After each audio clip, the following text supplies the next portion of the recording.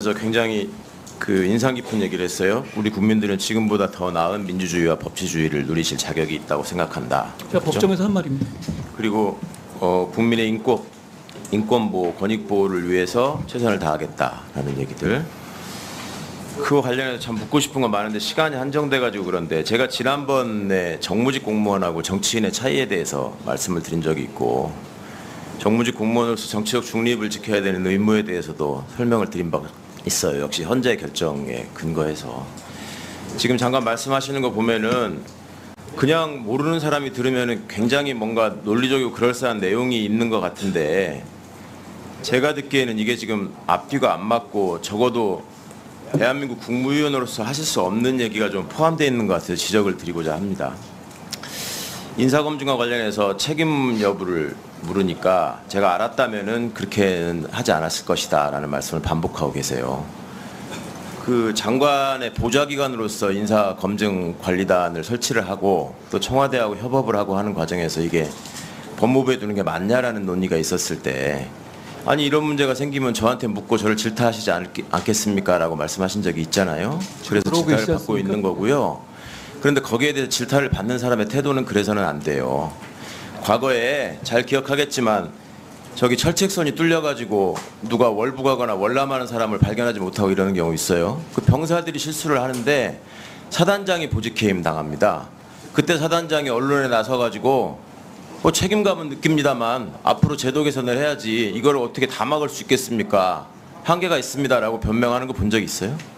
그게 지휘관의 책임이고 지도자의 책임이고 국무위원으로서 법무부 장관이 보좌기관으로 인사검증관리단을 운영하고 져야 할 책임이라는 거를 좀 인식하시면 좋겠습니다. 판결의 효력과 관련해서도 왜 헌재 결정의 효력을 지금 부인하는 듯한 태도를 부인하는 것처럼 보이기 때문에 그런 질문을 하는 거예요. 그리고 그 내용에 대해서 답변하는 과정에서 그렇게 얘기를 했더라고. 한명숙 총리 사건 재판 효력도 부인하시던 분들이 뒤집으려고 했던 분들이 할 얘기는 아닌 것 같다. 그런 얘기를 하려면 한명숙 총리 사건 소수 의견에 담겨있는 그 검찰 수사의 위법을 지적했던 부분에 대해서 인권을 보호하고 국민의 더 나은 법치주의와 민주주의를 위해서 법무부가 무슨 노력을 하고 있는지를 명확하게 입증하고 국민에게 확인하게 한 다음에 그런 얘기를 할 자격이 생기는 거죠. 그리고 강제징용과 관련한 대법원의 거듭된 판결의 효력을 부정하고 있는 현 대통령과 외교 정책에 대해서 법무부 장관으로서 그리고 당시에 강제징용 판결과 관련한 그 판결을 지연시키기 위해서 대법원이 벌였던 그 사법농단 사건을 수사했던 당사자로서 이것이 법치주의와 민주주의에 저해되는 것이다라는 걸 지적하면서 얘기를 해야지 균형이 맞는 거죠. 소수 의견에 네 사람이나 되는 분이 제 의견을 동조했기 때문에 저도 할 말이 있습니다라고 얘기할 게 아니라 대한민국의 법치주의와 민주주의 시스템에 의해서 이런 결정이 나왔으면 그동안에 본인이 주장했던 바가 받아들여지지 않은 점에 대해서 국민께 일단 사과를 드리고 그리고 그 소수 의견에서 지적한 점에 대해서도 고려해 주셨으면 좋겠다 하고 나오는 게 맞는 것이지 한명숙 총리 소수 의견은 한마디도 얘기하지 않는 사람이 본인과 관련된 거에 대해서 소수 의견을 얘기한다는 것도 앞뒤가 안 맞는 거라고 생각합니다. 자, 지금 인사검증 과정에서 본인이 얘기를 하지 않는데 어떻게 알 수 있느냐라고 얘기했어요. 지금 얘기하지 않았습니까? 정순신 실명을 검색해도 판결정보 검색 시스템에 나온다. 그리고 대한민국 공영방송의 메인 뉴스에서 보도한 사건이고 거기에 A씨라고 했건 기혁씨라고 했건 누구나 다 이 사람이 누구인지 짐작할 수 있는 일이고 통상 법무부와 대검의 관행상 대변인실은 그런 보도가 있으면 그게 누군지를 확인합니다. 근거를 알려드릴까요? 2020년 봄에 그 문제가 됐던 부산고검 차장 한동훈, 법무부 대변인 권순정, 대검 수사정보 기획관 손준성 세 사람의 단톡방이 문제가 된 적이 있어요. 그때 기억하죠, 권순정 실장. 대변인 하면 대변인이 왜 여기 끼어 있느냐 얘기하니까 대변인은 주요 사건이 발생했을 때 그 당사자와 관련해서 사실관계를 파악할 필요가 있기 때문에 그 단톡방에 포함되어 있었다. 그때 보도에 한동훈이라는 이름 한자도 안 나왔어요. 윤석열 최측근이라고만 나왔지. 그럴 때는 그렇게 열심히 파악하면서 수백 차례 단톡방을 만들어서 했다는 사람들이 이 건에 대해서는 우리는 알 수 있는 방법이 없었다. 나는 그때 당시 근무했지만 몰랐다. 이런 얘기를 하면 국민들이 설득력 있게 받아들여지질 않고 그것이 국민의 기본권을 보호하겠다고 하는 법무부 장관이 하는 솔직한 해명이라고 받아주지 않는단 말입니다. 자, 계속 얘기해요. 검수완박법인 위헌입니다라고 얘기해요. 그렇게 정치적인 용어니까 쓰지 말라고 해도 계속 반복해요. 법무부 장관의 주장이 뭐냐면 검찰 수사권을 완전히 박탈하는 법이기 때문에 위헌입니다라는 거예요. 검사가 헌법기관이기 때문에 검사의 수사권은 헌법상 보장되기 때문에 위헌이라는 주장을 한 거예요. 검찰 수사권은 완전히 박탈되지 않았다고 또 주장을 해요. 그러면서 시행령으로 다 할 수 있다고 생각한다고 해요. 그렇게 해도 된다고 해요. 도대체 헌재의 결정을 어떻게 받아들이고 있는 것인지를 본인 스스로 좀 돌아봤으면 좋겠어요. 무고, 위증, 깡패, 마약 왜 수사 못하게 하냐고? 그렇게 물어보시면 안 돼요. 깡패나 마약 수사는 인지수사가 없습니다. 검찰이 인지하게 해주십시오. 통계를 제시하고 얘기를 해야죠. 무고, 위증도 마찬가지입니다. 고발 사건에 대해서 제대로 수사를 하고 있는데 왜 그건 없이 전부 다 인지를 검사가 해야 되는 것처럼 얘기합니까?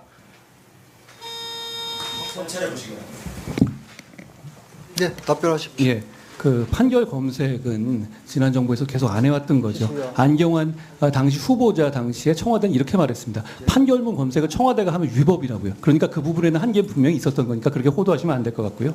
그리고 이미 무고로 드러난 채널A 사건은 그것도 그 사건으로 기소된 최강욱 의원께서 지적하신 것에 대해서 저는 좀 놀랍습니다.